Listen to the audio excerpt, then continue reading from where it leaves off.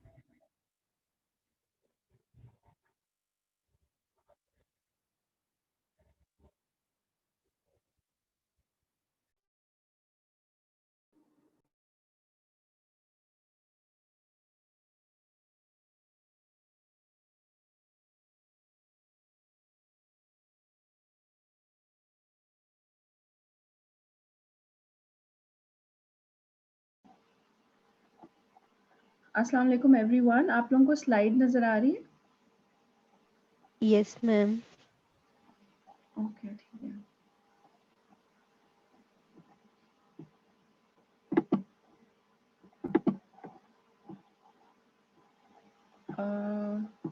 मैं इसको ना स्लाइड शो के फॉर्म में करती हूँ। आप देखें कि अब नजर आ रहा है कि नहीं आ रहा है। अब नजर आ रहा है? यस मैम, मतलब जैसे पहले नजर आ रहा था अब भी वैसे ही नजर आ रहा है, सेम। अच्छा ठीक है।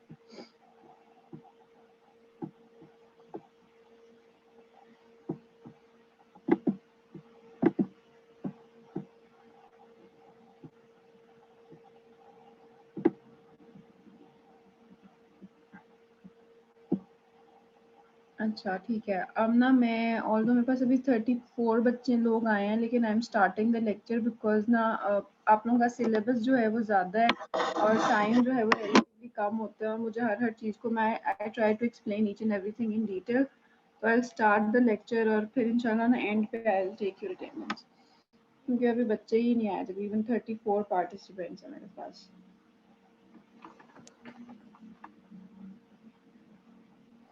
Okay ma'am.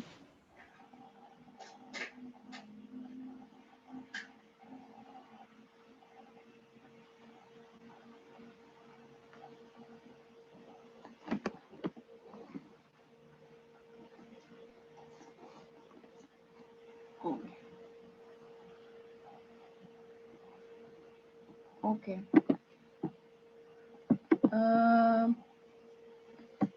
देखो हमने पिछले लेक्चर के अंदर जो पढ़ी थी ना चीज़ें, मतलब मैं ओवरऑल एक व्यू बताती हूँ कि बेसिकली आज आप लोगों का 5th लेक्चर है, लेकिन अभी हम फिलहाल जो है तकरीबन जो लेक्चर स्लाइड वाइज जो है हम अभी 3rd लेक्चर पे ही अड़े हुए हैं। लेकिन मैं आप लोगों का 5th लेक्चर ले रही हूँ।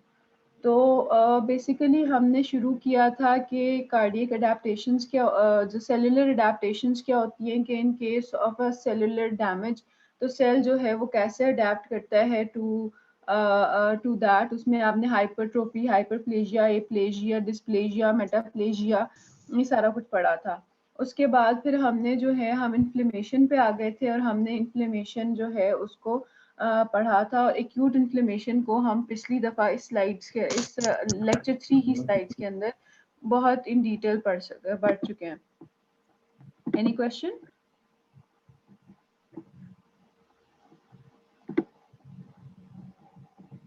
नो आप मैम। सब लोगों को मेरी आवाज़ आ रही है ना, और स्लाइड आप लोगों को नज़र आ रही है ना?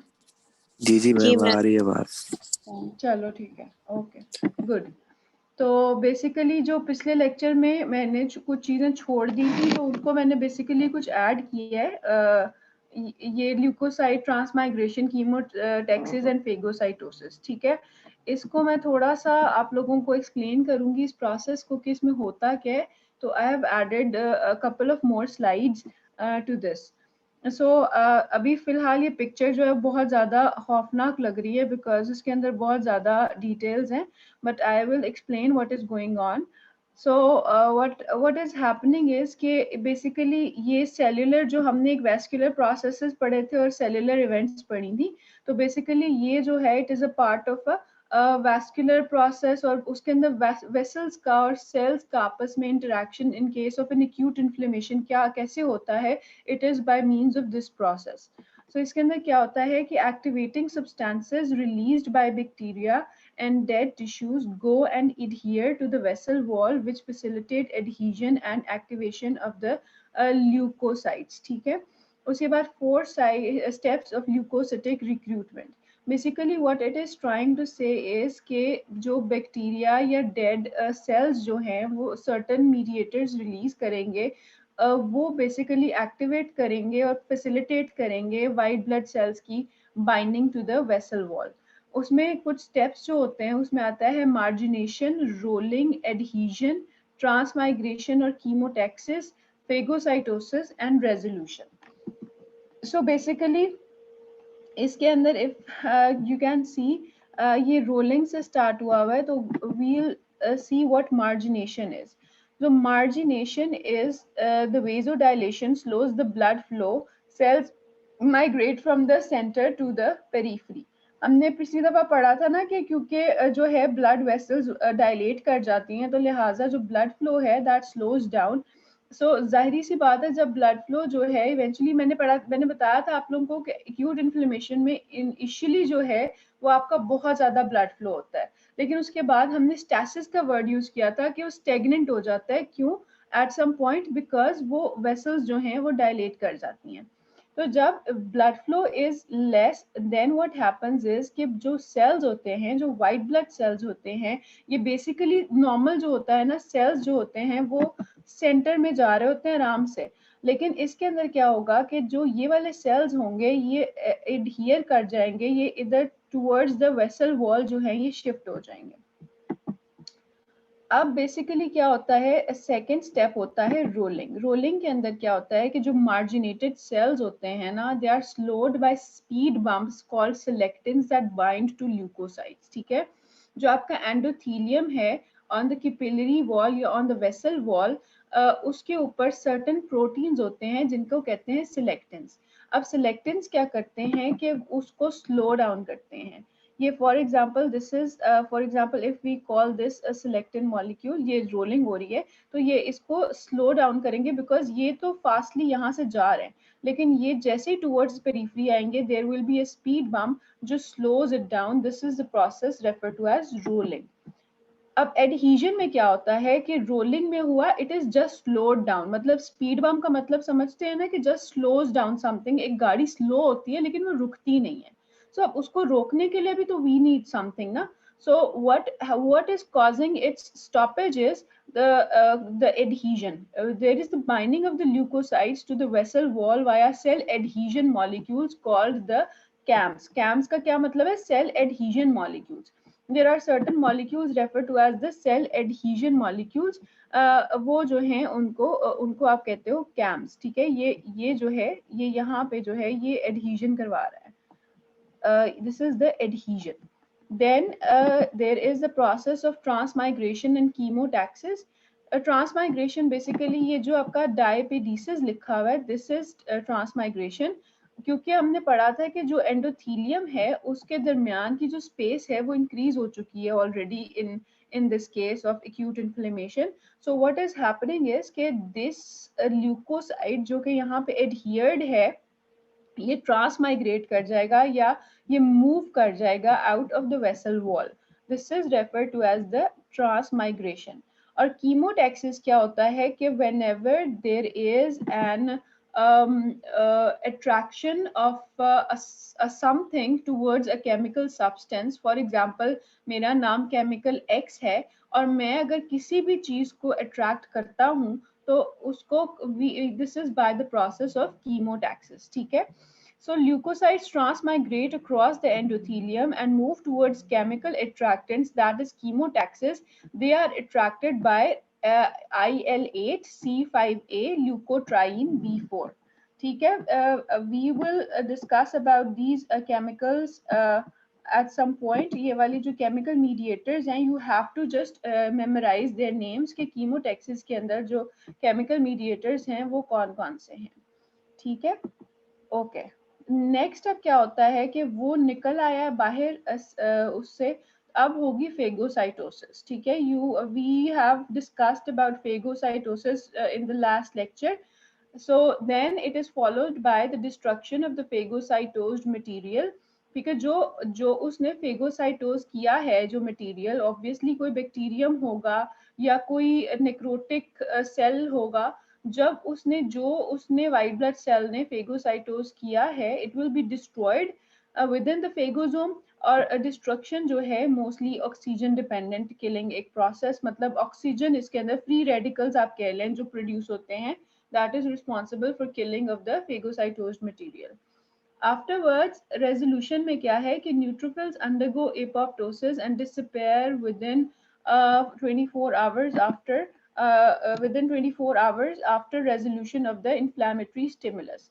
What it is saying is कि अगर for example मुझे आज अभी 8 AM जो है मुझे इन्फ्लामेटरी स्टिमुलस लगा है, तो ये जो सारा एक्यूट इन्फ्लेमेशन का जो प्रोसेस है ये कैरी आउट हो जाता है विद इन 24 आवर्स, और उसके बाद जो सेल्स इसको कैरी आउट कर रहे हैं द मोस्ट इम्पॉर्टेंट न्यूट्रोफिल्स, उसके अंदर क्या होगा कि न्यूट्रोफिल्स जो होंगे they will undergo apoptosis, they will die by themselves, वो सेल्फ डेथ में चले जाएंगे, और जो है उसके बाद ये प्रोसेस जो है that will be resolved. Okay, so ये रेजोल्यूशन है, ये हमने पीछे पहले भी पढ़ी थी कि बेसिकली इसमें क्या क्या होता है कि जो फ्लूइड होता है that is remove by lymphatic drainage, the macrophages also release growth factors to build new blood vessels and fibroblasts to carry out fibrosis and scarring. ये फेगोसाइटोसिस का हमने पूरा पढ़ा था एक कि फेगोसाइटोसिस क्या होती है। आप लोगों को स्लाइड्स चेंज होती हुई नजर आ रही हैं?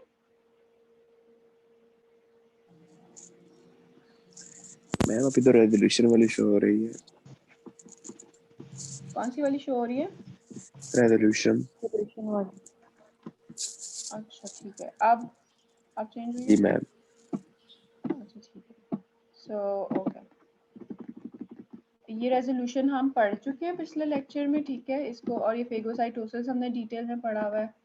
ये उसकी पिक्चर है, ये वाली सीरस और फाइब्रिनस और सुपरेटिव ये भी हम डिस्कस कर चुके हैं।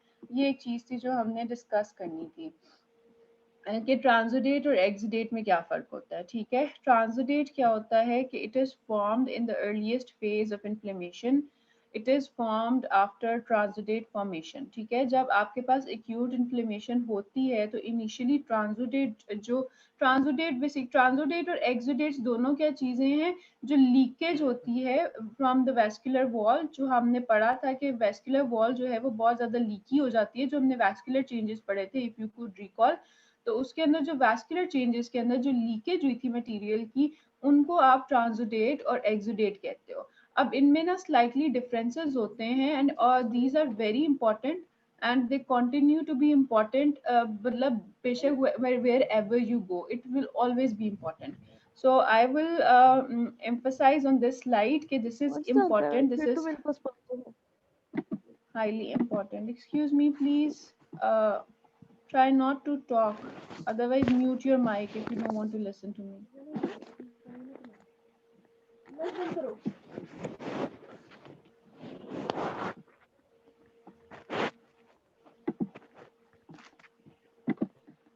Okay,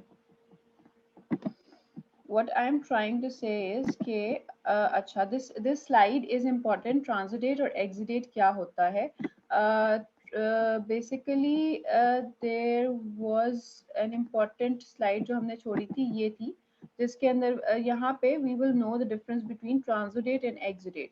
मैंने आप लोगों को बताया था कि एक चीज होती है there something called the hydrostatic pressure. Hydrostatic pressure होता है बिकॉज ऑफ द फ्लूइड या वाटर जो कंटेंट होता है within the vessel wall, उसकी वजह से that pushes the fluid outside the vessel wall. ये अगर आप एरो देखेंगे हाइड्रोस्टैटिक प्रेशर का, the blue arrow, it is pushing the fluid outside the vessel, whereas the colloid osmotic pressure is because of the proteins that are within the blood or within the vascular system. These proteins जो हैं, these will attract water into the blood vessel wall and hence ये दोनों जो forces होते हैं ये एक ऐसे balance पे होती हैं कि ना ही ये blood vessel बहुत ज़्यादा जो है with fluid भर जाती है और ना ही ये इतनी deprived हो जाती है कि ये बिल्कुल इसके अंदर fluid ख़त्म हो जाए। ठीक है, अब इसके अंदर जो होती है, अब हमने इसमें डिफरेंस देखना है कि ट्रांसोडेट और एक्सोडेट का क्या डिफरेंस है। Both basically are formed from the leakage of components from the vessel wall. So transudate जो होता है, what is this for? What is formed in the earliest phases of inflammation is referred to as the transudate. Exudate is formed after the transudate formation. The transudate has a low protein content. Okay. The transudate has a low protein content, whereas exudate has a high protein content. Transudate को आप ऐसे समझ लें कि उसके अंदर सिर्फ पानी पानी है, मतलब फ्लूइड ही है वो सारा का सारा ना, पानी है। लेकिन जो एक्सुडेट होता है ना, that is full of other other proteins as well, जो plasma proteins leak किए थे. Once we go through this table, I will go back to the diagram. It has low content of heavy molecular weight proteins, or it has high content of high molecular weight proteins. ठीक है, because obviously इसके अंदर ज़्यादा proteins हैं और इसके अंदर ज़्यादा heavy proteins हैं. Low cell count, high cell count. ठीक है. Low content of fibrinogen, low tendency to clot. Fibrinogen क्या होता है? Basically it is something that helps in the clotting of clot formation के अंदर blood को clot करने के लिए fibrinogen जो होता है, it plays a very important role. So hence जो transudate होगा उसके अंदर जो ability होगी to clot, that will be less because उसके अंदर fibrinogen count जो है that is low. Then there is exudate क्या होता है? High content of fibrinogen, high tendency to clot. Low specific gravity less than 1.012, high specific gravity greater than 1.020. Specific gravity जो होती है ये एक measurement का sort of एक क्या तरीका है, डिपेंडिंग ऑन द ग्रेविटेशनल जो पुल है कितना ज्यादा हो रहा है, और ऑब्वियसली एक चीज हैवी होगी तो उसका जो है specific gravity will be more. Now keeping these things in mind, if you could see transudate के अंदर क्या हो रहा है कि high hydrostatic pressure, for example venous outflow obstruction, congestive failure. जैसे कंजेस्टिव हार्ट फेलियर में क्या होता है कि there is a lot of fluid, बहुत ज्यादा फ्लूइड हो जाता है वेसल्स के अंदर, तो लिहाजा हाइड्रोस्टैटिक प्रेशर जो है वो बहुत ज्यादा हो जाता है, लिहाजा फ्लूइड जो है वो लीक करना शुरू हो जाता है. वीनस आउटफ्लो ऑब्स्ट्रक्शन दी गई है कि अगर for example if you follow the arrow, this is the Venus and, यहाँ पे अगर कोई ऑब्स्ट्रक्शन पड़ी हुई है या कोई क्लॉट पड़ा हुआ है तो ऑब्वियसली यहाँ पे जो बीच से बैक प्रेशर बिल्ड होगा तो that will push the fluid outside the vessel wall. अब जो डिक्रीज कोलॉइड ऑस्मोटिक प्रेशर कब होता है कि क्योंकि कोलॉइड ऑस्मोटिक प्रेशर डिटरमिन कौन कर रहा है? प्रोटीन्स. ठीक है, वो कब होगा? जब प्रोटीन सिंथेसिस कम हो जाएगी. प्रोटीन्स को कौन बना रहा होता है? लिवर. अगर आपके पास लिवर डैमेज हो रहा है ना, या अगर आपके पास कोई प्रोटीन लॉस है वाया किडनी, जिसको आप नेफ्रोटिक सिंड्रोम कहते हो, जब आपका प्रोटीन लॉस हो रहा होता है वाया किडनी, तो उसके अंदर the colloid osmotic pressure will decrease, तो इसके अंदर जो है the fluid will move out. But if you see exudate के अंदर fluid is leaked out with protein. ठीक है, ये प्रोटीन्स के साथ जो है वो आई जा रहा है बाहर, और इसके अंदर जो प्रोटीन्स हैं you can not see them. ठीक है, so the difference between transudate and exudate is an important one. Okay, then we were discussing about chemical mediators. We have gone through this, but I've told you that you should kind of cram this table for the action. के for example histamine जो है basically क्या करता है? vasodilation कराता है, vascular permeability कराता है, endothelial activation कराता है. यू शुड, मैंने आप लोगों को कहा था कि एक एक सेल इसमें याद करने की इतनी ज़रूरत नहीं है, लेकिन आपको थोड़ा बहुत आइडिया ज़रूर होना चाहिए कि हिस्टामिन जो है फॉर एग्जांपल मैस्ट सेल से, अब ये तीन चीज़ें देख लो, ये सीधी सी बात है, ये मैस्ट सेल से निकल रही है, ये भी मैस्ट सेल से निकल रहा है, साथ उनके साथ जो चीज़ें हैं वो इतना मुश्किल नहीं होता याद करने. और ये जैसे दिस इज इम्पोर्टेंट, जो कॉम्प्लीमेंट है ये प्लाज्मा के अंदर पड़ा हुआ है और काइनेंस भी प्लाज्मा के अंदर पड़े हुए हैं, तो इनकी सोर्सेज जो हैं याद करना that won't be really difficult. You can use this table as well. Okay, so what are the possible outcomes of inflammation? Acute inflammation. Acute inflammation में क्या होता है कि या तो completely वो resolve हो जाती है, अगर जो initiating event होती है या जो triggering event होती है that is not really big or not really huge, what happens is there will be a little tissue damage and all the damaged tissue will be capable of regeneration. However, if the damage is intense, अगर ज़्यादा damage हुआ है या अगर एक बहुत severe bacteria ने attack किया है, तो what will happen is कि the tissues won't be able to regenerate. There will be extensive fibrin deposition organized into fibrous tissue. अगर जो fibrin deposit हो जाएगा और scar formation हो जाएगी. आप लोगों ने कभी देखा होगा कि फॉर एग्जांपल अगर आपको बहुत बड़ी कोई चोट लगती है, फॉर एग्जांपल आपको ग्लास लग जाता है पूरा and it keeps bleeding on for days and days, तो उसका जो निशान है वो परमानेंट रहता है। वो मतलब बेशक अगर आप स्टिचेस ना भी लगवाओ तो निशान जो है वो there is, it's always there. क्यों? बिकॉज वो इतना एक्सटेंसिव डैमेज हुआ होता है कि उसकी वजह से स्कार बन जाता है, बिकॉज फाइब्रस टिश्यू जो है वो डिपॉजिट कर जाता है। स्कार बेसिकली क्या होता है कि जब भी आपको कोई बहुत ज्यादा चोट लगती है तो जो निशान बन जाता है उसको आप स्कारिंग कहते हो, ठीक है। Okay, abscess formation with some bacteria और फंगल इन्फेक्शन। एब्सेस बेसिकली एक पस सराउंडेड एरिया होता है, एक मतलब पसी सा बेसिकली एरिया होता है जो कि सराउंडेड होता है बाय अ नॉर्मल टिश्यू। तो बेसिकली अगर बैक्टीरियल इन्फेक्शन के अंदर जो है एब्सेस फॉर्मेशन, ये जरूरी नहीं है कि हमेशा हो, लेकिन इन सम केसेस इट में अकर। और progression to chronic inflammation, we will study about chronic inflammation later on. So it can, the acute inflammation अगर वो prolong होती जाए तो it can progress to chronic inflammation. Okay, neutrophils are the classic hallmarks of acute inflammation. Many forms of chronic inflammation may nevertheless continue to show extensive neutrophilic infiltrates. मतलब they are classic for acute inflammation, लेकिन chronic inflammation के अंदर भी neutrophils जो हैं they play a role. Neutrophils are a type of white blood cells, ठीक है? Okay, now we will study about the complement system. Any question of any student has any question for me? Ma'am आपने जो abscess का बताया था वो एक बार फिर बता दें। यार एब्सेस बेसिकली जो होता है ना, इट्स अ कलेक्शन ऑफ पस। मतलब अगर आप पस जो होती है ना, जैसे आप लोगों को पता होगा पस का, जो पस मैंने पिछली दफा भी थोड़ा बताया था कि वो न्यूट्रोफिल्स होते हैं और जो डेड बैक्टीरिया होता है वो सारा जो वो एक पसी सा येलो सा डिस्चार्ज होता है ना, अगर वो कलेक्टेड हो जाए ना विद इन एक, अगर एक झिल्ली सी उसको कवर कर ले और वो एक जगह पे कलेक्ट हो जाए तो उसको आप एब्सेस कहते हो, ओके ठीक है। Okay. Now moving on to the complement system. So this is a complement system जो है ये थोड़ा complicated part है of pathology. So you have to be really attentive to understand this because eventually जो है फिर बंदा gets lost कि what is happening. So अभी हम सिर्फ उसकी basics से start कर रहे हैं. So basically it is a defensive system consisting of over 30 proteins produced by the liver and found circulating in the blood serum. ठीक है, ये एक defensive mechanism है जो कि it consists of 30 proteins. 30 proteins हैं जो इस सारी चीज को करते हैं और it is found in the blood.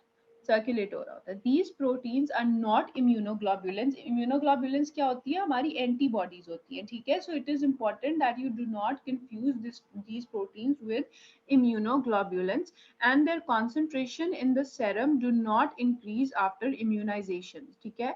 अगर फॉर एग्जाम्पल आपको कोई वैक्सीनेशन का शॉट लगा है तो पैसिव इम्यूनिटी जो होती है तो उसके अंदर जो है इनकी कॉन्सेंट्रेशन जो है वो इंक्रीज नहीं करेगी बिकॉज ये एंटीबॉडीज नहीं है. The complement activation fixation leads to lysis of the cells and to the generation of many biologically active substances, ठीक है. नॉर्मली जो होता है, जो कॉम्प्लीमेंट सिस्टम होता है वो एक्टिव नहीं होता, ठीक है. There will be some trigger उसको एक्टिवेट करने के लिए, वो नॉर्मली एक्टिव नहीं होता. But once it is activated what happens is कि वो जो है it causes the lysis of the cell. Lysis का मतलब है कि वो सेल को बिल्कुल ही तोड़ देता है, उसको खत्म कर देता है, मतलब उसको लाइज कर देता है, डिस्ट्रॉय कर देता है, and to the generation of many powerful biologically active substances. Okay, so basic a cascade system. The complement works as a cascade system. Cascade क्या होता है कि when one reaction triggers another reaction which triggers another reaction, ठीक है. आप लोगों ने पढ़ा होगा कि especially in biochemistry के कैस्केड सिस्टम, कैस्केड एंजाइम्स कुछ होते हैं कि एक एंजाइम ने अगर एक चीज, एक रिएक्शन ट्रिगर कर दिया तो it will move on, it will keep going forward. मतलब फिर वो उसका जो प्रोडक्ट होता है उसकी वजह से आगे जो है वो एक नया रिएक्शन ट्रिगर होता है. तो basically it's a cascade system कि एक प्रोसेस जो है वो अगले रिएक्शन को ट्रिगर करेगा और so on. these types of systems can grow exponentially very fast, ठीक है, क्योंकि ये exponential growth हो रही है because देखो वो increase होता जा रहा है ना। अगर एक चीज में 10 products बने थे तो वो आगे जाके 10 products 10 reactions करा रहे हैं, और वो आगे जाके जो है वो 10 reactions के जो 20 products हैं वो आगे जाके 20 reactions करवा रहे हैं। तो this grows very fast. Okay, the complement system plays a critical role in inflammation and defense against some bacterial infections. ठीक है, inflammation में इनका बहुत critical role है. Complement may also be activated during reaction against incompatible blood transfusion and during damaging immune responses that accompany autoimmune diseases. ठीक है, what are we trying to study in this slide is कि it has an important role in inflammation, ठीक है। Second जो है there is in defense against some bacterial infection, ठीक है, this is second. The third part is कि अगर आपके पास कभी अगर for example मैं A positive हूँ और मेरे अंदर B positive blood group transfuse होगा तो obviously blood transfusion एक reaction मेरे अंदर होगा, तो इसके अंदर भी complement जो है that will be activated. और ड्यूरिंग autoimmune diseases क्या होती हैं? These are a group of diseases जिसके अंदर जो हमारी अपनी बॉडी का अपना इम्यून सिस्टम है वो रिएक्ट करना शुरू हो जाता है अगेंस्ट इट्स ओन सेल्फ, वो अपने आप को ही खत्म करना शुरू हो जाता है, वो उसको as a foreign body consider करता है और उसको डैमेज करना शुरू हो जाता है। The deficiencies of individual complement components or inhibitors of the system can lead to a variety of diseases. अगर जो ये सारे proteins and 30 proteins इसके अंदर से अगर एक प्रोटीन भी absent होगा तो there will be a variety of diseases that will come into play. ठीक है, okay. The complement proteins are often designated by the uppercase letter C and are inactive until they split into two products. ठीक है, उनका जो normally आप उनको capital C से donate करोगे डिनोट करोगे, फॉर एग्जांपल C1, एंड अगर जो हैं वो नॉर्मली इनएक्टिव होते हैं unless they split into two products. When the products are split they become active. The active products are usually designated with a lowercase a or b. ठीक है, for example this is C1, this is inactive right now. If I write C1A or C1B, this means it is now activated. There are four important functions: lysis, opsonization, activation of inflammatory response, clearance of immune complexes. ठीक है, we will study them in detail. अभी हम basically main उस पे complement system की जो main slide है उसके ऊपर जाने लगे हैं. Just before moving on, opsonization का जो है मैं आपको थोड़ा सा एक आइडिया देना चाह रही हूँ कि it is a process whereby opsonins make an invading microorganism more susceptible to phagocytosis. ठीक है, an opsonin is an antibody or complement protein that enhances the phagocytosis by making an antigen. Marking an antigen is called an opsonin. So basically क्या होगा कि इसके अंदर क्या होता है कि दिस इज सम ऑप्सोनेंस जो होते हैं ना बेसिकली ऐसे प्रोटीन्स होते हैं जो कि मतलब एंटीजन मतलब एंटीबॉडी के साथ भी बाइंड कर लेते हैं और वो ना जो फेगोसाइट है उसके साथ भी बाइंड कर लेते हैं, तो वो उसको it makes it easier for the digestion of the पूरा जो आपका होता है मटेरियल. ठीक है, फॉर एग्जांपल जो है ये फेगोसाइट का सरफेस था, ठीक है, अब इसके ऊपर आके जो है ऑप्सोनेंस जो हैं वो कोट हो गए और मल्टीपल अगर ये सिर्फ ये वाला जो है पार्टिकल होता द राउंड पार्टिकल तो it will be very difficult for the round particle to be captured, लेकिन ऑप्सोनेंस ने इसको बाइंड किया तो उसने जो है उसको इजी कर दिया to adhere to the surface of the phagocyte और अब वो जो है वो फेगोसाइटोसिस उसका होना शुरू हो गया. इसके बारे में अभी हम पढ़ते हैं आगे जाके ना, ये सारी चीजें we'll study. Okay, this is an assignment for you people. Please note it down, and I want it by what? By Friday. I want it by Friday. That will be 15th, 14th, 13th, I guess. 13th of November. You have to draw a table including the description and action of principal mediators in acute inflammation. Basically, you have to focus on these. ठीक है, इनका आपको you have to draw a table and I want it on Friday. ठीक है, okay? Ma'am return हो या फिर word मतलब कि पावर पॉइंट वर्ड वगैरह पे? आपकी मर्जी है, आपने ऑनलाइन ही सबमिट कराना है ना, तो आप बेशक आप जैसे भी आपका दिल चाहेगा आप करा लो। मैम एक बार फिर रिपीट कर दें, आपने क्या बोला? यार मैंने जो बोला है ना वो ये है कि ये आप लोगों को स्लाइड नजर आ रही है, होम टास्क क्या, होम टास्क। Yes ma'am. तो जी इसके मैम। अंदर you have to draw a table including the description and action of principal mediators in acute inflammation. ये भी हमने पीछे पढ़े थे ना एक टेबल, मैंने आप लोगों को जैसे बताया था ये वाला, just don't copy it because मतलब प्लीज। तो उसके अंदर जो बेसिकली इम्पोर्टेंट आप लोगों ने देखने हैं, रेकोडोनिक एसिड मेटाबोलाइट्स क्या हैं, वेजो एक्टिव अमीन्स क्या होते हैं। देखो ये तो डबल हो गया, सॉरी। अच्छा, फॉर एग्जांपल रेकोडोनिक एसिड मेटाबोलाइट्स जो हैं ये आप बेसिकली इनको थोड़ा सा सर्च करो और फिर देखो कि ये बेसिकली होते क्या हैं, इसके अंदर से कौन कौन से मीडिएटर्स जो हैं वो उसके अंदर प्रेजेंट हैं, वेजो एक्टिव अमीन्स के अंदर कौन कौन से मीडिएटर्स प्रेजेंट हैं। तो उनको फिर आगे मीडिएटर्स की जो है ना वो लिखो कि मतलब उनका फंक्शन लिख दो कि फॉर एग्जांपल हिस्टामीन का क्या फंक्शन है और ब्रेडिकाइनिन का क्या फंक्शन है। So you should just put it in a form of table, but I'm expecting brief मतलब 1 or 2 line description of these, मतलब ये तो बार बार repeat हो रहा है लेकिन okay. ये ठीक है, of these 3 okay, note कर लिया आप लोगों ने। I want it by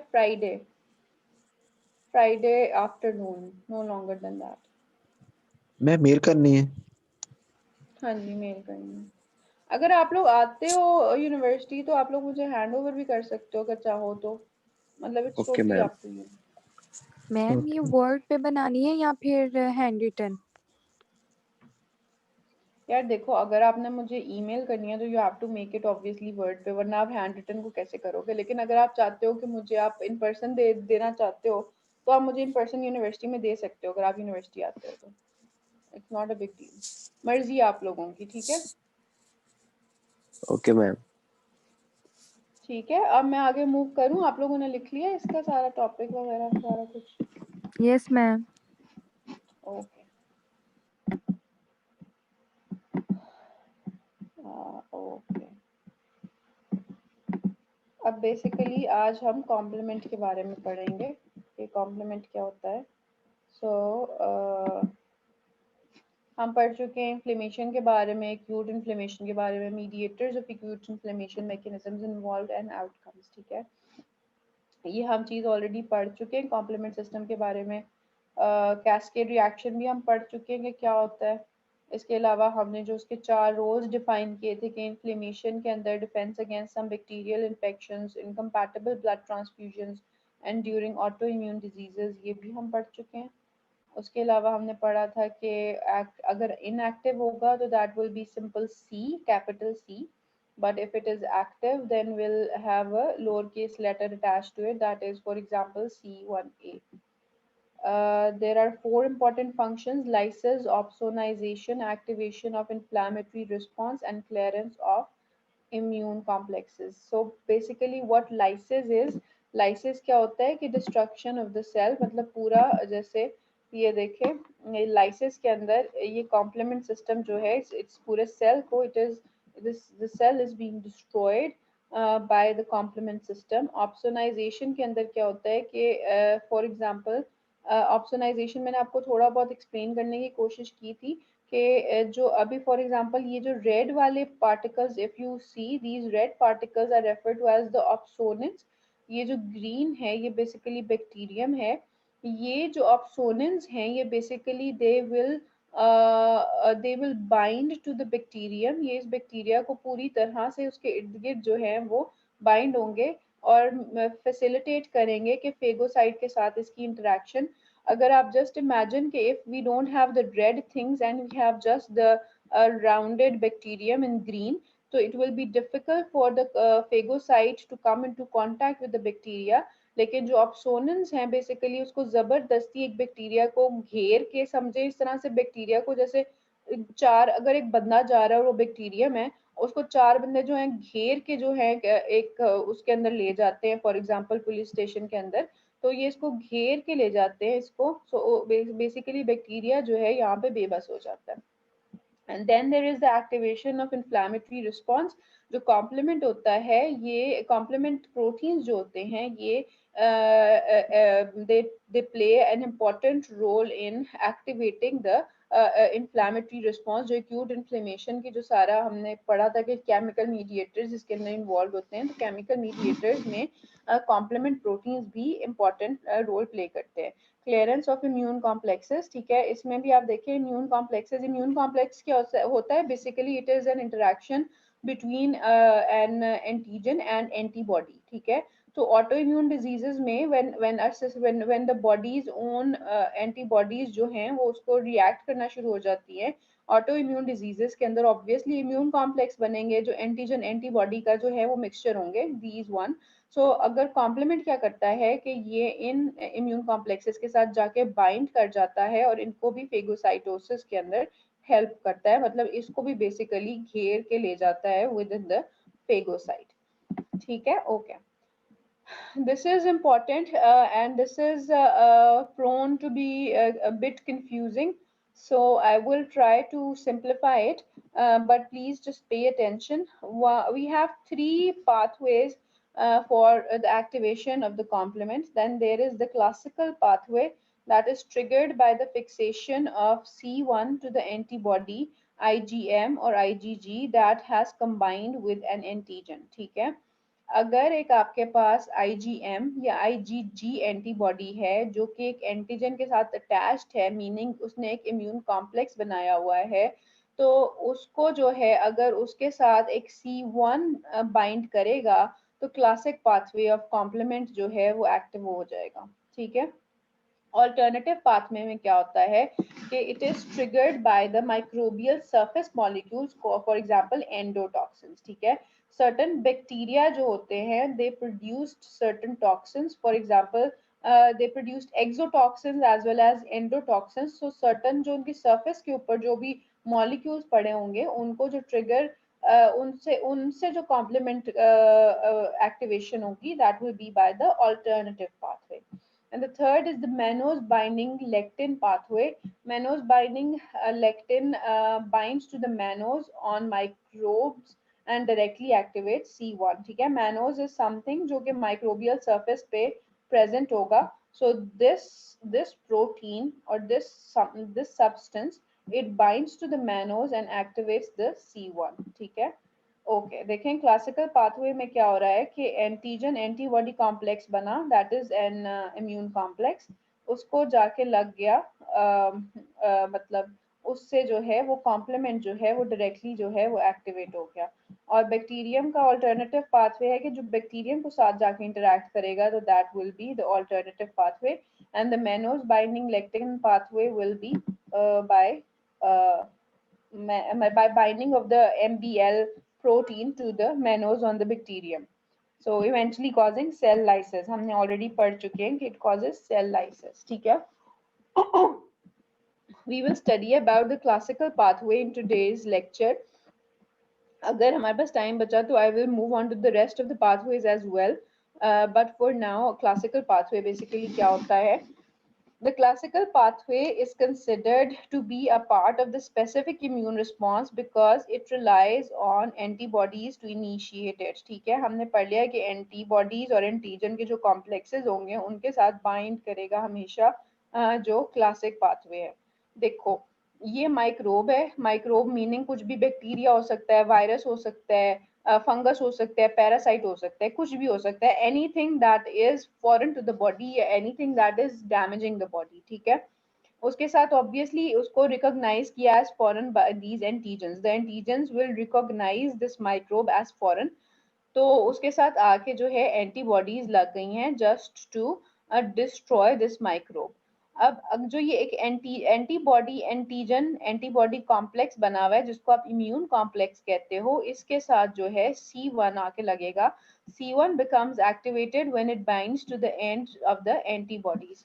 C1 जो है इस केस में आके it will be activated.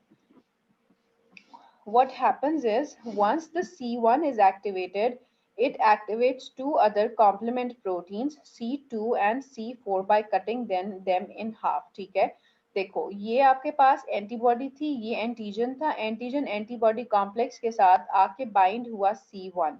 ठीक है, once the C1 is activated, it activates two other complement proteins named as the C2 and C4. Basically इनको activate कैसे करेगा? By cutting them into half. C2 is cleaved into C2A and C2B and C4 is cleaved into C4A and C4B. ठीक है, both C2B and C4B bind together on the surface of the bacteria. The C2A and C4A diffuse away. Basically हमारे पास इसमें जो subject of interest रह गया that is the C2B and the C4B. जो A's हैं they will diffuse away. Okay, अब ये हमने पढ़ लिया था. ये complex is the C2B and C4B bind together on the surface of bacterium to form the C4 activation complex. ठीक है, C4 activation complex इसने बना लिया है. The function of the C3 activation complex बना लिया है. The function of the C3 activation complex is to activate the C3 protein. This is done by cleaving the C3 into C3A and C3B. ठीक है, जो ये हमारे पास complex बना था C2B और C4B का, उसने बेसिकली जो है वो C3 एक्टिवेशन कॉम्प्लेक्स बना लेता है together. This forms the C3 activation complex जो कि एक्टिवेट करता है C3 को into C3A and C3B. Okay, many C3B molecules are produced by the C3 activation complex. The C3B binds to and coat the surface of the bacteria. देखो ये C3B जो है ना basically it's acting like as an opsonin. ठीक है, ये bind कर जाएगा to the surface of bacteria. It is an opsonin. Opsonins are molecules that bind both to the bacteria and the phagocyte. Opsonization increases phagocytosis by 1000-fold.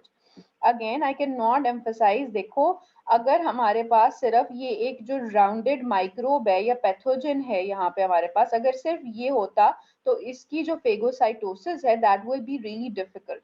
But what happens is कि जो C3B था इसने इसको bind कर लिया, मतलब पूरे इसको बाइंड कर लिया है, पूरे जो है ना इसकी सरफेस को बाइंड कर लिया है और इसकी जो है इनगल्फमेंट और इसका फेगोसाइटोसिस जो है उसको फैसिलिटेट कर रहा है. तो hence it is referred to as an opsonin. Okay, next क्या होता है कि C3B हमने पढ़ लिया कि वो एक ऑप्सोनिन होता है. अब C3A का क्या काम होता है? C3A का क्या काम है कि हमने पढ़ा था कि जो कॉम्प्लीमेंट सिस्टम है it helps in inflammation as well. So C3A का क्या काम है? It increases the inflammatory response by binding to mast cells and causing them to release histamine. ठीक है, हिस्टामीन कहाँ से रिलीज होता है? हिस्टामीन एक केमिकल मीडिएटर है. आप लोगों को इसके बारे में अगर असाइनमेंट बनाओगे तो यू विल नो कि बेसिकली क्या होता है, और ये मास्ट सेल से रिलीज होता है. तो बेसिकली जो C3A का काम है कि वो जो है मास्ट सेल्स को एक्टिवेट करता है ताकि वो हिस्टामीन जो है वो रिलीज करते हैं. बेसिकली जब आप लोगों को हिस्टामीन इज समथिंग जिससे आपको ना ये इचनेस हो जाती है और ये जुकाम हो जाता है और ये सारा कुछ, जब आपको कॉमन कोल्ड होती है तो हिस्टामीन रिलीज हो रहा होता है सारा का सारा ना, आपको ये एक रिएक्टिव प्रोडक्ट होता है. लिहाजा आप इसीलिए जो है जुकाम के अंदर जो है you take anti histamines to get rid of the symptoms. ठीक है, okay.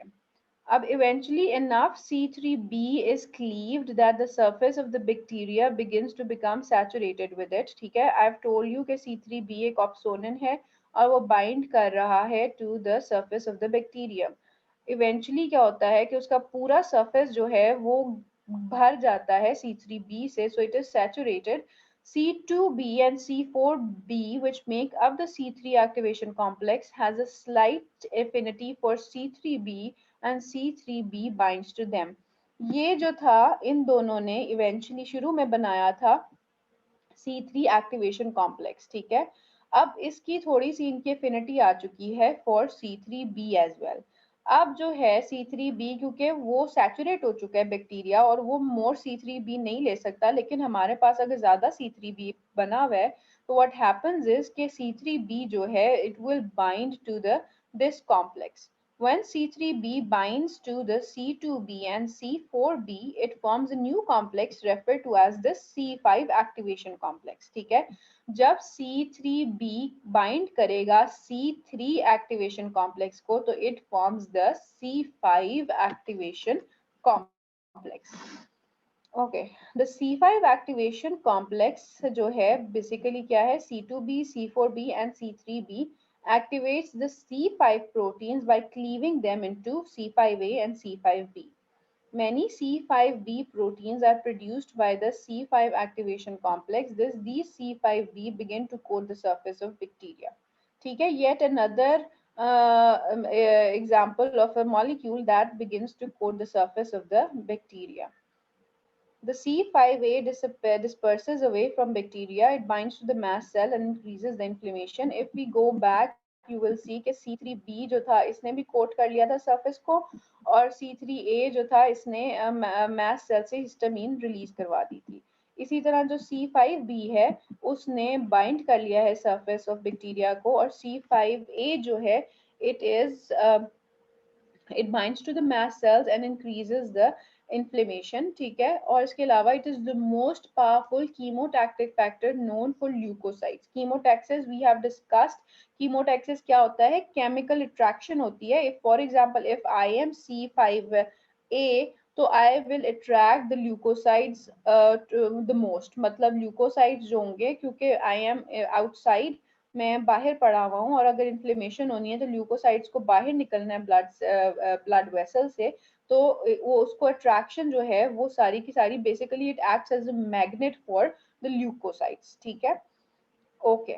Now what is a membrane attack complex, we will study. ठीक है, जो C5b था on the surface of the bacteria binds to C6.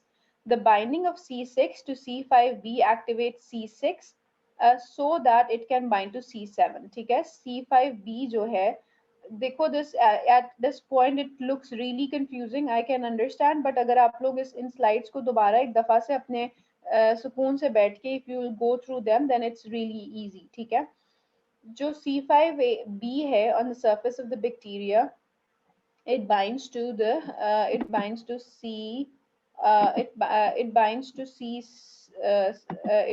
C6 and the binding activates C6 and so it binds to C7.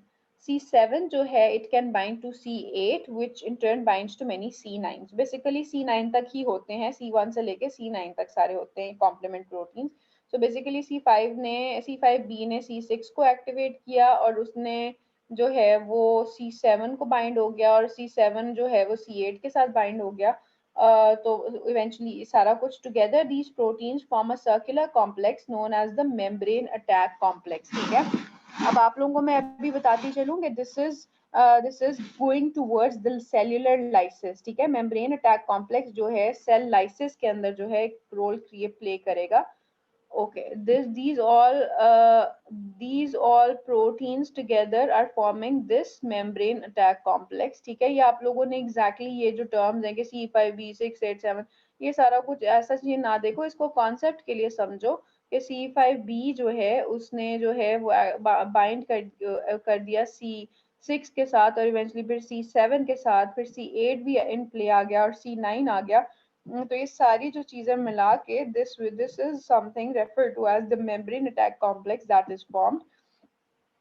ये देख लो, इसके अंदर C6 C5b है, C6 है और C7 है, C8 है, सारा कुछ जो है इस membrane attack complex के अंदर है। So okay, the membrane attack complex cause cytolysis meaning the lysis of the cell. ठीक है, the circular membrane attack complex acts as a channel in which the cytoplasm can rush out of and water rushes in. The cell's inner integrity is compromised and it dies. Cytolysis क्या है, loss of cellular contents through the transmembrane channel formed by the membrane attack complex. देखो मेरी बात सुनो, जैसे if you follow this is the membrane attack complex, ये आके लग गया है सेल के सरफेस पे, ठीक है, जो प्लाज्मा बाइलेयर होती है, जो प्लाज्मा मेम्ब्रेन होता है, this yellow one is the plasma membrane, so this is the membrane attack complex that is bound. जो मेम्ब्रेन अटैक कॉम्प्लेक्स है ये इसको बाउंड हो गया, अब ये बेसिकली एक चैनल प्रोवाइड कर रहा है जिससे लीकेज होगी ऑफ द साइटोप्लाज्म जो है, it will move out of the cell, और वाटर जो है वो मूव इन करेगा। अगर ढेर सारा पानी विद इन द सेल जो है वो चला जाएगा तो इवेंचुअली क्या होगा कि सेल विल बर्स्ट और it will undergo cellular lysis.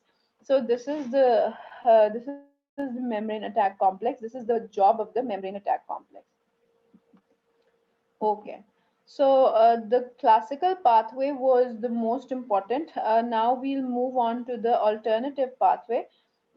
There are four components: C3, factor B, factor D, and properdin. Triggering substance may be pathogens or non-pathogens, bacteria, cell wall components, fungi, viruses, parasites, immune complexes, red blood cells, and polymers. ठीक है, इसके अंदर alternative pathway के अंदर जो trigger होगा basically, उसके अंदर if you could recall was an immune complex, जो कि एक एंटीजन एंटीबॉडी जो है आपस में बाउंड थी, that was triggering agent for the classic pathway. Alternative pathway के अंदर कोई भी पैथोजन जो होगा, फॉर एग्जांपल कोई बैक्टीरिया है या वायरस है, वो होगा। इसके अलावा अगर बैक्टीरियल सेल वॉल है या जो है कोई उनके इम्यून कॉम्प्लेक्सेस हैं, red blood cells and polymers हैं, it can also trigger the alternative pathway. ठीक है, एक्सक्यूज मी अब इसके मैम, अंदर जी जी मैम दरमियान में क्वेश्चंस पूछ सकते हैं या लास्ट में?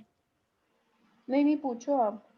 मैम जो लास्ट वन पाथवे था उसमें आपने कहा था कि दो मतलब कि जो थे सी थे वो डिफ्यूज अवे हो गए थे, तो मैम अब बाद में वो एक रेडिश से मतलब कि हाफ तो जो थे वो दोबारा से मिलके वो एक्टिवेट कर रहे थे, मतलब कि एक्टिवेशन कर रहे थे, तो मैम वो वही दो C1 मतलब कि C A था, पता नहीं C B था, तो वही मैम वाले सी दो टू सीज ए हैं? था और C4 ए था। C2, यस मैम, तो वही वाले हैं जो दोनों मतलब कि मिलके एक्टिवेशन कर रहे थे किसकी?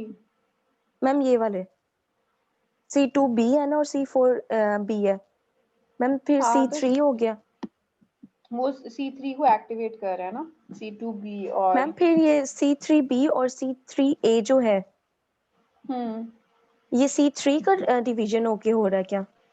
हाँ ये देखो ना, पहले C1 था, उसने क्लीव कर दिया C2 को और C4 को, ठीक है। जी मैम, C2 का जो और C4 का जो B था ना, उसने इकट्ठा जो है एक ऐसा कॉम्प्लेक्स बनाया जिसने C3 को एक्टिवेट कर दिया। यस मैम, तो C3 जब एक्टिवेट हुआ है तो उसने C3B बना दिया और C3A बना दिया। Okay ma'am, thank you. ठीक है, तो वो क्लीव हो गया है। फिर अब उसमें हमने पढ़ा था कि C3B का क्या काम था कि वो ऑप्सोनाइजेशन करा रहा था, और C3A मैम का क्या काम था कि वो हिस्टामिन रिलीज करवा रहा था। हिस्टामिन को, ठीक है मैम, ठीक है, फिर आगे वो उसी तरह से कैसे वो बनाता है, C5 को एक्टिवेट कैसे करता है, वो भी सारा लिखा हुआ है। ठीक है, ठीक है मैम, थैंक यू। ओके। जो अभी ऑल्टरनेटिव पाथवे है ना, इसमें C3 hydrolyses spontaneous, C3B attaches to the, यार इसके अंदर ना basically just don't just try to read this, इसको एक दफा रीड कर लो, लेकिन मैं जो हूँ ना फोकस मेनली करूंगी on the classic pathway. Alternative pathway में you should just know the triggers, ये जो इम्पोर्टेंट है ना, these triggers are important, but this entire process जो है it will make things more confusing. You should only know the classical pathway, ठीक है, for now, मतलब you should focus on that. तो इवेंचुअली जो है वो बनना तो सारा कुछ वही है कि C3, तो ये बेसिकली जो है क्लासिक जो अल्टरनेटिव पाथवे है, it is starting from C3, ठीक है, वो हमारा C1 से स्टार्ट हो रहा था। C3 हाइड्रोलाइजेस स्पॉन्टेनियसली, मतलब खुद ही इसकी हाइड्रोलिसिस हो गया। C3B fragment attaches to the foreign surface, ये जो C3B जो था ना, ये अटैच करेगा टू द फॉरेन सरफेस, ठीक है। अब इसके अंदर आपके पास जो है फैक्टर B जो है वो एक रोल प्ले करता है। The factor B binds C3A, exposes site acted on by factor D, cleavage generates, which is, यार इसे बहुत complicated दिया हुआ, मुझे नहीं समझ आ रही इसकी। Basically, for now on, you just focus on the classic pathway, and for alternative pathway, you should know the triggers. Okay.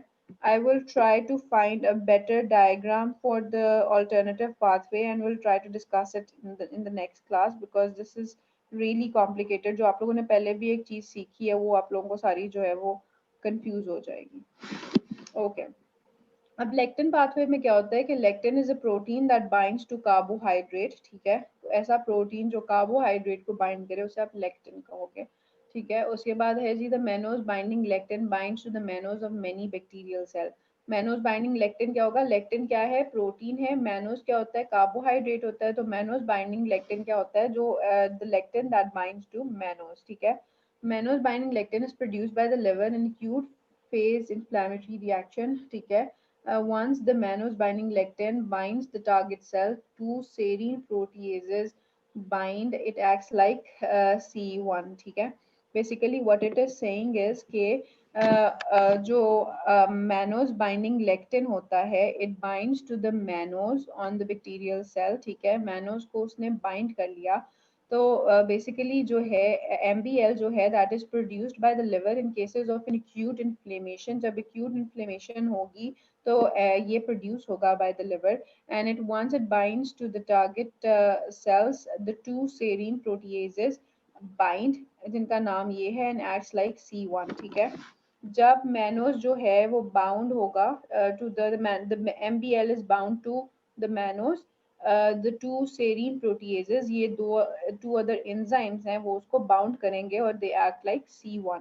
ठीक है, so you just need to memorise this. इसमें आपको बहुत डिटेल में जाने की जरूरत नहीं है. क्रोनिक इन्फ्लेमेशन क्या होती है? Chronic inflammation जो है basically it is defined as inflammation of prolonged duration, weeks or months, where continuing inflammation, tissue destruction and healing proceeds simultaneously. ठीक है, बेसिकली क्रोनिक इन्फ्लेमेशन के अंदर क्या होता है? क्रोनिक मैंने आप लोगों को बताया था, acute is something that happens immediately. ठीक है, उसी वक्त हो रही होती है. क्रोनिक होती है कि अब जैसे फॉर एग्जांपल जो कैंसर होता है in certain cases, it's a chronic disease, क्योंकि वो बहुत लंबे अरसे तक जो है वो लिंगर ऑन करता रहता है. So it is defined as inflammation of prolonged duration. ठीक है, वीक्स और मंथ्स लग जाते हैं. अभी हमने पढ़ा कि जो एक्यूट इन्फ्लेमेशन है वो विद इन अ डे जो है वो रिजॉल्व होना शुरू हो जाती है after 24 hours, where continuing inflammation, tissue destruction and healing process proceed simultaneously.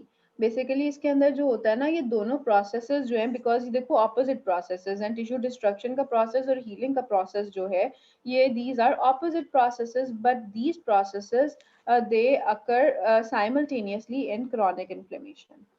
So what are the morphological features? Infiltration with mononuclear cells, macrophages, T lymphocytes, plasma cells, then there is tissue destruction, attempts at healing.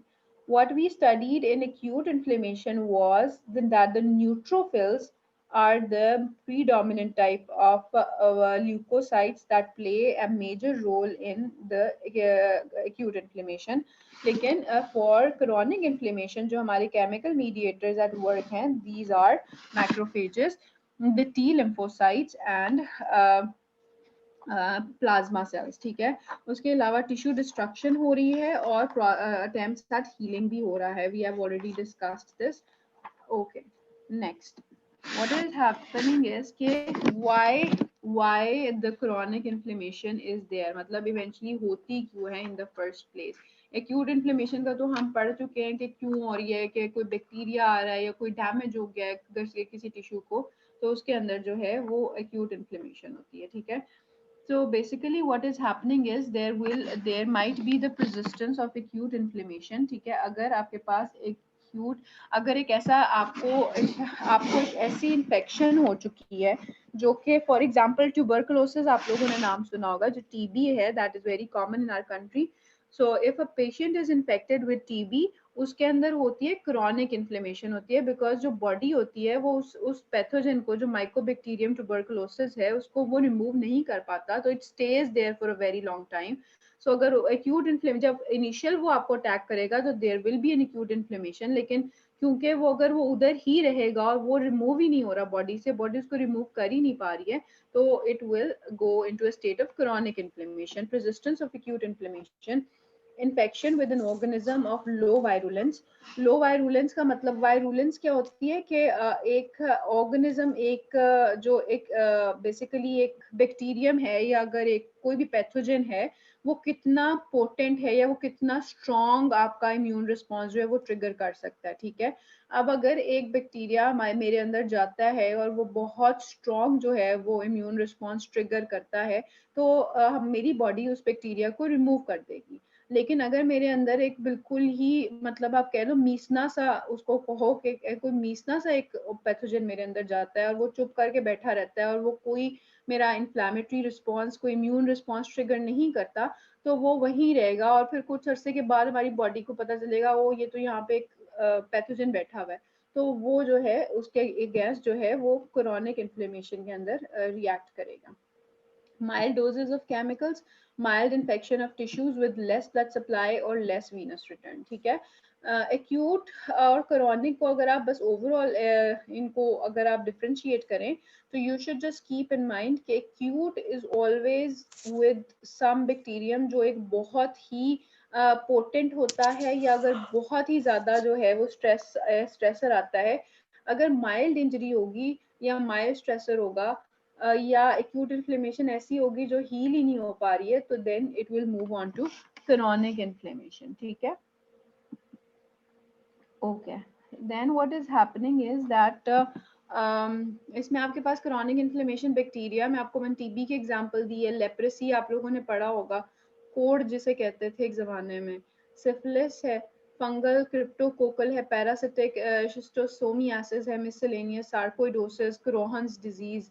Chronic Crohn's disease जो है ये basically gastrointestinal tract में आपके पास ileum के अंदर होती है, इसको आप कहते हो इन्फ्लेमेटरी बाउल डिजीज होती है क्रोहन्स डिजीज जो है, और सार्कोइडोसिस भी जो है वो एक क्रोनिक इन्फ्लेमेशन की एग्जांपल है।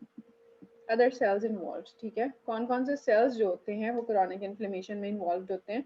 These are the macrophages are the tissue cells derived from the hematopoietic stem cells in the bone marrow and from the progenitor in the embryonic yolk sac and fetal liver during early development। ठीक है, macrophages basically कहाँ से आ रहे हैं, liver से, from the foetal liver, early development के अंदर liver से प्रोड्यूस होंगे। ठीक है, और जब अगर एक बंदा मेच्योर हो जाएगा, अडल्ट हो जाएगा, या after the birth it is form from the bone marrow. Haematopoietic stem cells क्या होते हैं, जो हिमेटोपोइटिक स्टेम सेल्स होते हैं, जो stem cells basically are this type of cells that can give rise to a wide variety of other different cells। ठीक है, तो हिमेटोपोइटिक जो स्टेम सेल्स होते हैं उसके अंदर जो हिमेटोपोइटिक वो होता है जो कि ब्लड सेल्स को गिव राइज करते हैं, तो मैक्रोफेजेस जो हैं वो बोन मैरो से बनते हैं। The circulating cells of this lineage are known as monocytes. ठीक है, मोनोसाइट्स, अगर मैक्रोफेजेस जो हैं वो एक जगह पे स्टेगनेंट हैं, रुक गए हैं, तो उसको आप मैक्रोफेज कहोगे। अगर वो सर्कुलेट कर रहे होते हैं ना विद इन द ब्लड, मतलब उनका कोई काम नहीं है, बस वो सर्कुलेट किए जा रहे हैं, they are referred to as the monocytes. They are found in specific locations in organs such as the liver। अगर liver में होंगे तो they are referred to as the Kupffer cells। spleen में होंगे और lymph node में होंगे they are referred to as the sinus histiocytes। sinus histiocytes। अगर central nervous system में होंगे तो that are referred to as the microglial cells। अगर lungs में होंगे they are referred to as the alveolar macrophages। So it is more or less of something that you need to cram, और ये cram के बगैर जो है इसमें कोई कॉन्सेप्ट नहीं है, इट्स जस्ट रट्टा। ठीक है, लिम्फोसाइट्स, मैं मैक्रोफेजेस पढ़ लिया, अब लिम्फोसाइट्स आ गए। they are mobilized to the setting of any specific immune stimulus as well as non immune mediated inflammation। ठीक है, ये मोबिलाइज हो जाते हैं बेसिकली। अभी फिलहाल जो है ये इसको जो है ना, मतलब ये बेसिकली क्या कह रहा है कि टी लिम्फोसाइट जो है वो एक्टिवेट हो जाएगा। बेसिकली टी लिम्फोसाइट है, ठीक है, ये एक्टिवेट हो गया है, तो इसने जो है इंफ्लेमेटरी मीडिएटर्स प्रोड्यूस किए जो इन्फ्लेमेशन करा रहा है। ये मैक्रोफेज है, ये एक्टिवेट हो गया है और ये भी इन्फ्लेमेटरी मीडिएटर्स प्रोड्यूस करा रहा है। इसके अलावा जो है जो इन्फ्लेमेशन कॉज कर रहे हैं, और जो एक्टिवेटेड मैक्रोफेज है ये भी सर्टेन साइटोकाइंस प्रोड्यूस कर रहा है जो कि टी लिम्फोसाइट को एक्टिवेट कर रहे हैं। सो बेसिकली आपस में इनका इंटरेक्शन जो है वो दिखाया गया। ओके, अब ये जीनोफिल्स क्या होते हैं। They are characteristically found in inflammatory sites around parasitic infections. जब भी parasites आएंगे ना, आपको पता है कि जो बैक्टीरिया होते हैं, वायरसेस होते हैं, फंगाई होते हैं, पैरासाइट्स होते हैं, ठीक है। जब भी पैरासिटिक इन्फेक्शन होगी तो what will come into play is an eosinophil, ठीक है। Or as a part of an immune reaction mediated by IgE, typically associated with allergies and parasitic infections, ठीक है। Basically, for eosinophils, you should know because this will keep on coming again and again over the course of pathology. कि eosinophils जो होते हैं, they have a role to play in parasitic infections, ठीक है।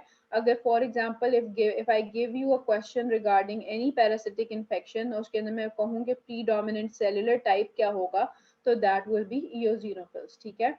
इसके अलावा secondly you have to memorise कि जहाँ पे ये इम्यूनोग्लोबुलिन IgE आती है, वहाँ पे यूजिनोफिल्स का जो है काम होता है, और जो भी एलर्जिक रिएक्शन होते हैं आपके, उसके अंदर eosinophils play an important role.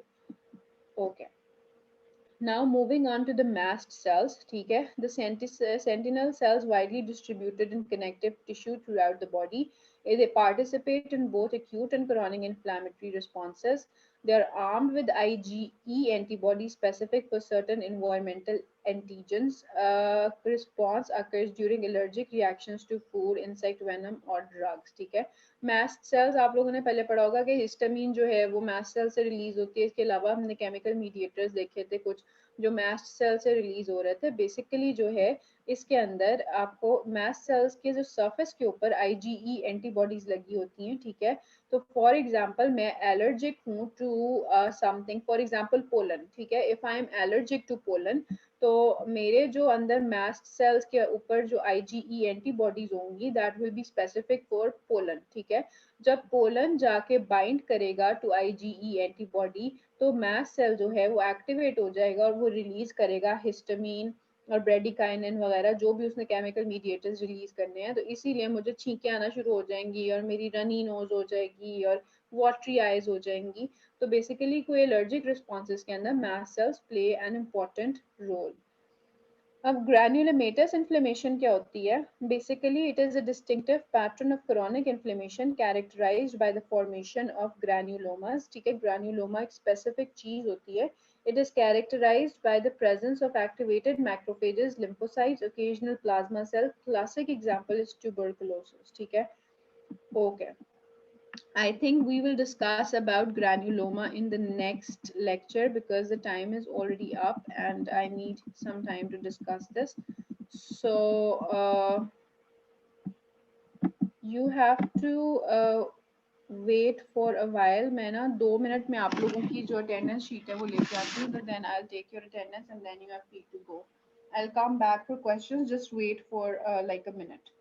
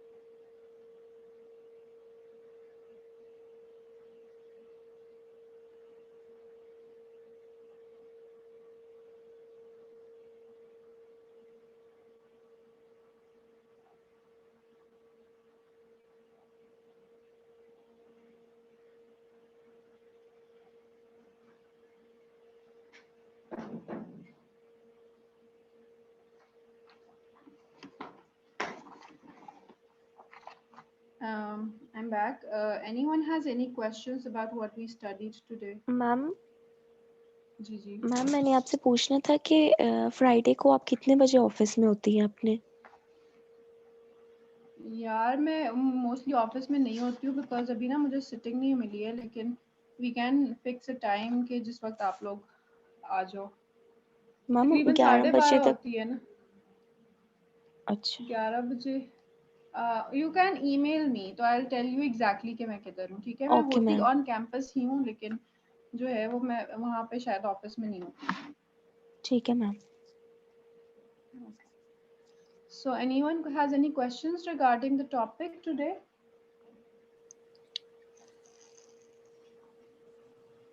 Okay, no questions.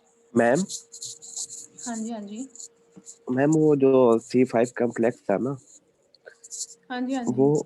वो C2A और C4B और C4A और C3B से मिलकर बनेगा। वो उसे एक्टिवेशन कॉम्प्लेक्स जो C5 को एक्टिवेट करती है ना, वो ये तीनों चीजें मिलके एक्टिवेट करती है। और मैम ये सब मिलके वो जो ये प्रोटीन है, कैस्केड प्रोटीन है, लिवर में ही बनती है ना? हाँ, ये लिवर में बनेंगे, लेकिन ये सर्कुलेट कर रहे होते हैं विद इन द बॉडी। तो जब भी आपका कोई ट्रिगर आता है ना, जब जब इसको एक्टिवेशन का कोई भी ट्रिगर आता है, तो फिर ये जो है ये एक्टिवेट होना शुरू हो जाते हैं। Okay ma'am. ठीक है। Okay ma'am. Okay, now students, I will be taking your attendance, ठीक है। 50 participants है ma'am. मेरे पास, तो लिहाजा 20 बच्चे तो वैसे ही absent हैं। तो उसमें यही है, you know the rules के क्या होता है कि I'll call out the name twice, and if someone doesn't answer, I will mark it as absent। मैं नहीं देख रही कि participants में कौन है तो कौन नहीं है। उसके अलावा प्लीज इसके बाद don't come up with fake excuses कि मैम हम तो जो हैं वो हमारा इंटरनेट डिस्कनेक्ट हो गया था। मतलब आई एम अमेज्ड जो आप लोगों के पास एक्सक्यूजेस होते हैं ना, उसके बाद जो मुझे ईमेल्स की बुछार हो जाती है आगे पीछे, जो मैम की किसी को कोई इंपॉर्टेंस नहीं है, बट अटेंडेंस नहीं लगी। मैम हमारा तो ये हो गया था, हमारा तो माइक्रोफोन डिस्कनेक्ट हो गया था, हमारा तो जी मैम जो बिल्ली ने हमारी तो इंटरनेट तोड़ दिया था। मतलब अजीबोगरीब आ रही होती हैं। तो I won't take such lame excuses into account, so I will call out twice, just let me know आप लोग कहाँ हो, ठीक है। Okay. Shifa Umar, Shifa Umar absent. Nida Aslam, present ma'am. Sharjeel Arshad, Sharjeel Arshad,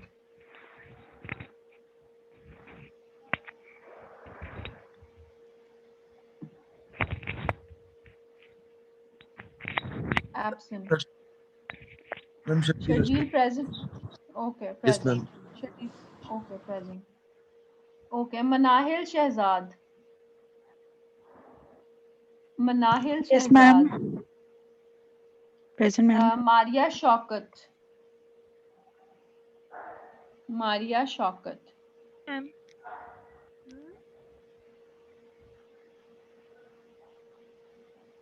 Maria Shaukat, are you present?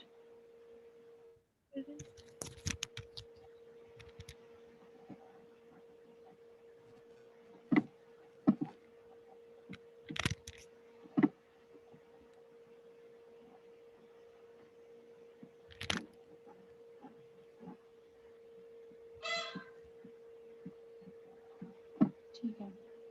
उसके बाद आता है Sanam Rafiq, present ma'am. Ifra Ali, Ifra Ali,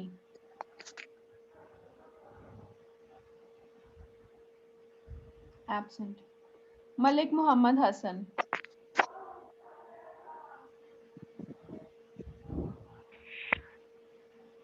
present ma'am. Malik Ghalia Khan, present ma'am. Ayesha, present ma'am. Hira Amjad, Hira Ahmad,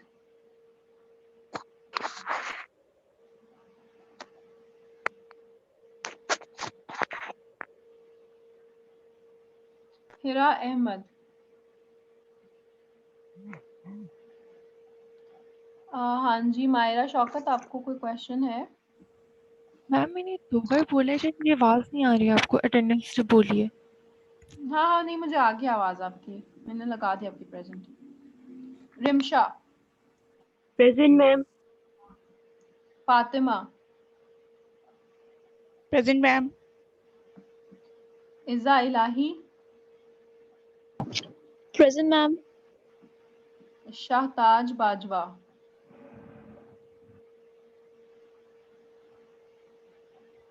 Shahtaj Bajwa.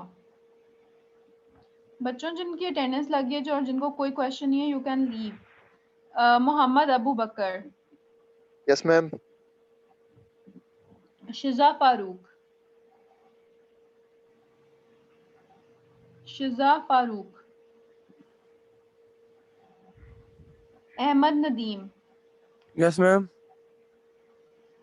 Sadia Saif, Present. Rimsha Ijaz, Rimsha Ijaz,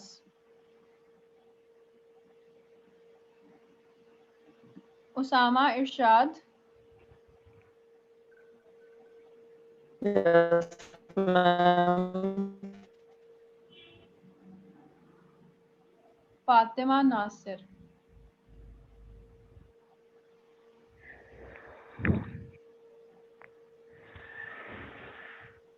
Fatima Nasir,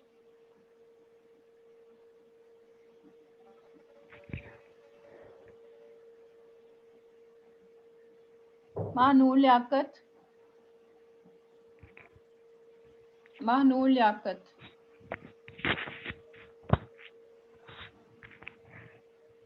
Bisma Shahid,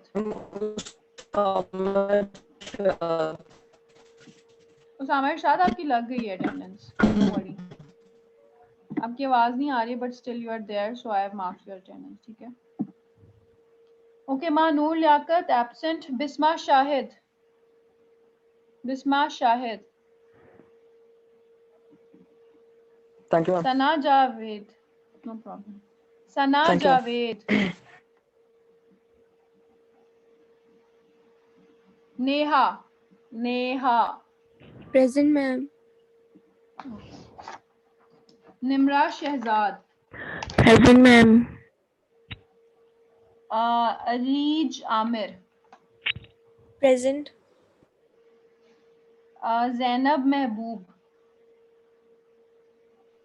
Present, ma'am. Sadia बदर पराचा, Present. गुलशन Salim, Present, ma'am. Aqsa Javed, Present, ma'am. सारा रियाज, Present, ma'am. नूर नूर Fatima, Present, ma'am. Ayesha Mughal, Present, ma'am. एमन Naseer, Present, ma'am. Rizwanul हक, Present. Fariha Fatima, Present, ma'am. Fariha Fatima, ठीक है। Present, Warda ma'am. Fatima, Warda Fatima,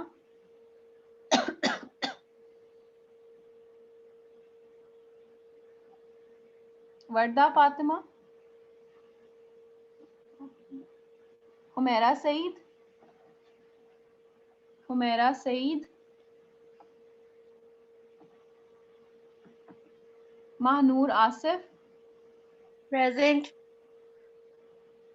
Manahil Kamran, Manahil Kamran, Sidra Abbas,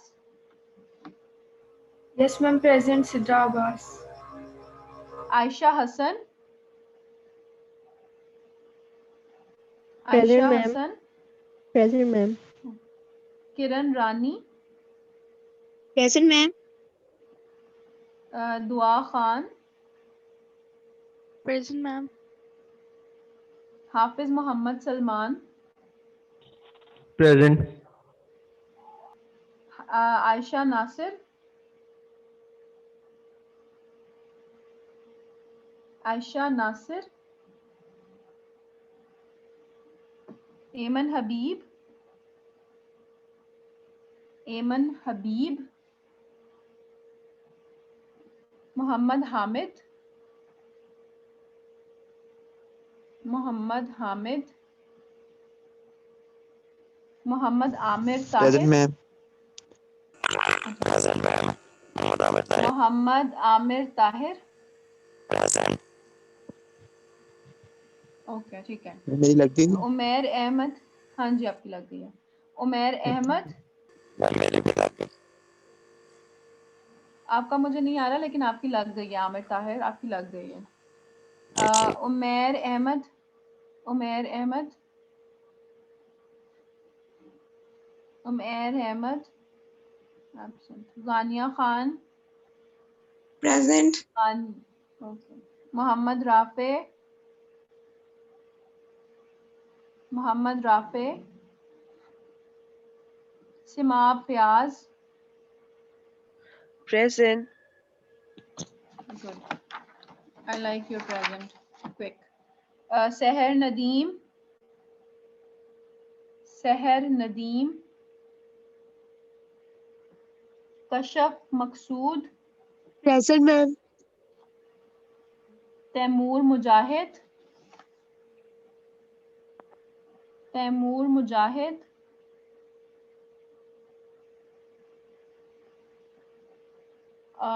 नुदरत Noor, present ma'am.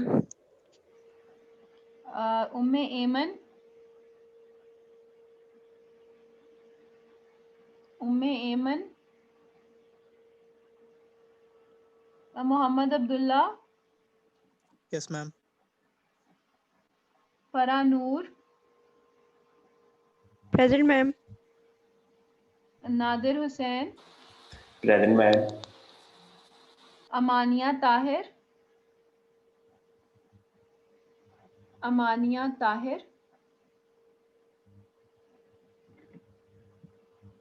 Malaika Tahir, present ma'am. Zille Huma Khan,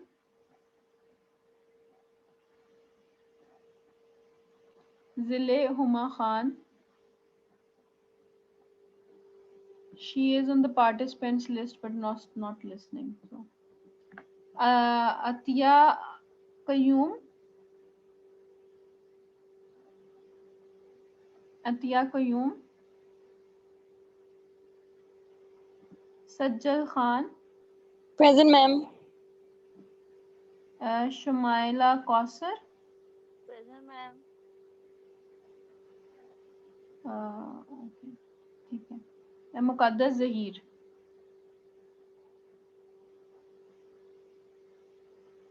मुकद्दस Zaheer, okay. Thank you so much everyone. कोई questions हैं आप लोगों को किस मुझसे?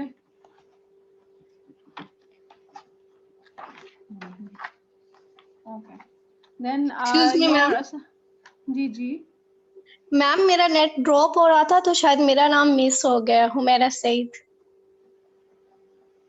अच्छा एक मिनट देखने में, नेट ड्रॉप हो रहा था आपका? जी वो शायद उस टाइम में नेट चला गया तो फिर बाद में वो हुआ तो फिर मैंने कहा शायद अभी नाम आएगा तो वो नहीं आया फिर। अच्छा मैंने क्या पढ़ाया आज आपको? मैम आपने ल्यूकोसाइट्स वगैरह और वो सेल्स के वो बताए हैं और एक होम टास्क भी दिया कि फ्राइडे को सबमिट करवाना है। और ये क्या होम टास्क है? मैम वो उसके मीडिएटर्स का वो 3 जो थे उनके मीडिएटर्स का बताना है कि वो क्या है और उनके बारे में आगे भी बताना है कि इनके फंक्शंस वगैरह क्या है। अच्छा ठीक है। तो क्रॉनिक इन्फ्लेमेशन पढ़ा है हमने आज? जी मैम आपने उसका बताया था कि ये क्या होता है और इस तरह का। किस तरह का? मैम अब सही तरह मुझे याद है लेकिन वो तो आपने उसमें एक एक्यूट इन्फ्लेमेशन भी बताया था और उसी का वो टास्क है कि उसके मीडिएटर्स का भी बताना है। वो मेटाबोलाइट्स थे एरेक्नॉइड मेटाबोलाइट्स से वेजो एक्टिव एमाइन से और नहीं साइटोकाइन मैं से। कह रही हूँ आज के लेक्चर में मैंने क्या बताया था, मतलब जैसे कॉम्प्लीमेंट पढ़ाया था उसमें क्या पढ़ाया था? मैम सही तरह याद नहीं है लेकिन मैम टॉपिक्स आपने यही पढ़ाए हैं। अच्छा, नहीं तो पॉइंट्स थोड़ा बहुत मुझे तो सही याद होगा। मैम। हाँ, मैम पॉइंट्स सही तरह मुझे याद नहीं आ रहे। तो फिर मेरे पढ़ाने लेक्चर का फायदा क्या देखूंगी हुआ, आपको याद नहीं? मैम, नहीं लेक्चर देखूंगी ना तो फिर मुझे याद आ जाएगा। इस तरह वो मतलब समझ लिया है, लेकिन वो इस तरह याद नहीं हुआ ना। मुझे एक सेल बता दो जो क्रॉनिक इन्फ्लेमेशन में होता है यूज। क्रॉनिक इन्फ्लेमेशन में आपने सर कौन से बताया थे? मैम जैसे अब हम नहीं सुन नाम रहे थे। नहीं याद आ रहे हैं। बस एडमिट कर लो, आपको कुछ भी याद नहीं आ रहा। मैं 1.5 घंटा बोलती रही हूँ, आपको एक चीज भी याद नहीं आ रही, फिर आप कह रहे हो अटेंडेंस लगा दो। मैं अपने लिए तो नहीं मैम पढ़ा रही होती आपको। मैम नहीं, वो बार बार नेट ड्रॉप हो रहा था, इसलिए वो कुछ समझ भी नहीं आ रही थी, और बस मैंने जो हाँ वो लिख लिया, बस यही किया है। जो लिखा हुआ है वही बता दो यार। अच्छा ठीक है, सही है, मैं आपसे और आर्ग्यू नहीं करूंगी, बिकॉज ऑब्वियसली मुझे पता तो चल ही गया कितना आप समझ रहे हो। कोई और प्रॉब्लम है किसी को? Excuse me ma'am, chronic inflammation में मैस्ट सेल्स इन्वॉल्व होते हैं? मैस्ट सेल्स भी इन्वॉल्व होते हैं, लेकिन मोस्टली जो है वो मैक्रोफेजेस होते हैं, मतलब मैक्रोफेजेस होते हैं। और इसके Okay. अलावा हमारे पास मैक्रोफेजेस मेन हैं जो क्रॉनिक इन्फ्लेमेशन में यूज होते हैं, और लिम्फोसाइट्स होते हैं, टी लिम्फोसाइट्स जो हैं स्पेसिफिकली वो इन्वॉल्व होते हैं। Okay. ठीक है, any more questions?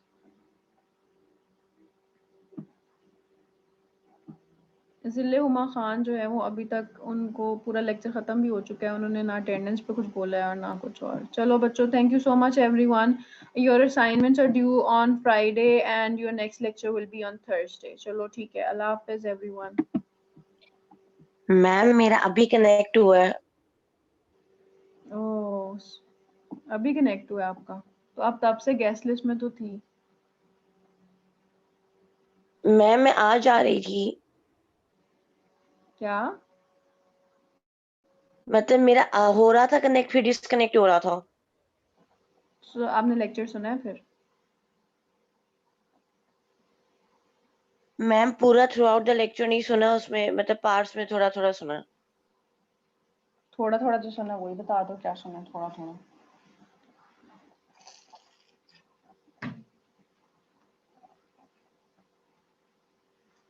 Introduction ma'am जो आपने स्टार्टिंग में बताया था ना।